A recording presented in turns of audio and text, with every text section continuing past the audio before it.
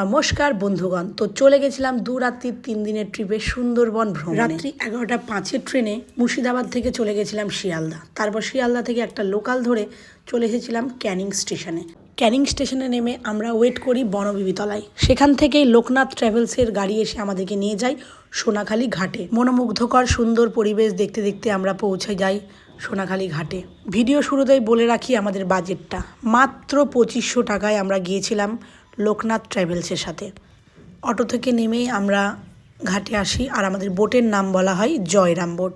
আমাদের পুরো গ্রুপটার নামই ছিল জয়রাম। বিভিন্ন ধরনের কন্টেন্ট ক্রিয়েটার, ইউটিউবার অনেকের ভিডিওতে আমরা এই লোকনাথ ট্রাভেলসের নামটা শুনেছিলাম। কখনো ভাবতে পারিনি তারা এত সুন্দর সত্যি সার্ভিস দিয়ে থাকে, মানে খুবই ভালো লাগলো।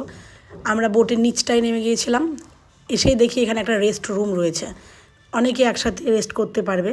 তারপর চলে গিয়েছিলাম আমরা কিচেনে, কী রান্না হয়, কিভাবে হয় সবটা দেখতে। তারা হাইজিন মেনটেন করে রান্নাবান্না করেন এবং রান্নাবান্নার টেস্ট তো অসাধারণ ছিল। আমরা প্রথমে বোটে উঠেই পেয়ে যাই হাতে ব্রেকফাস্ট। সেখানে ছিল পুরি, সবজি এবং একটা করে মিষ্টি।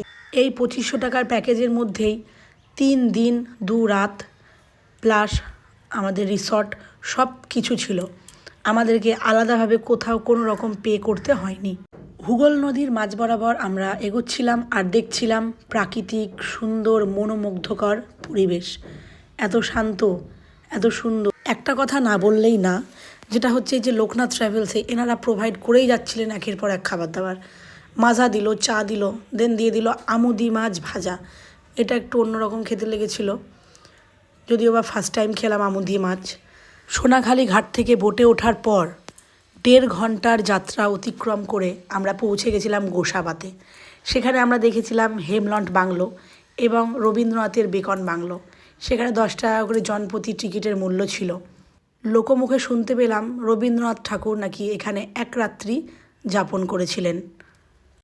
সুন্দরবন ট্রিপের প্রথম দিনটা আমাদের এভাবেই কেটেছিল, রবীন্দ্রনাথের বাংলো এবং হেমলন্টের বাংলো। তারপর আমরা আবার বোটে উঠে পাখির জঙ্গল দেখতে দেখতে সেরেছিলাম আমাদের মধ্যাহ্নভোজন। সেখানে ছিল ভাত, ডাল, একটা ভাজা, লেবু, তারপর ছিল পটল চিংড়ি, চিংড়ি মাছের মালাইকারি আর কাতলা মাছ। শেষ পাতে দিয়েছিলেন চাটনি এবং পাঁপড়।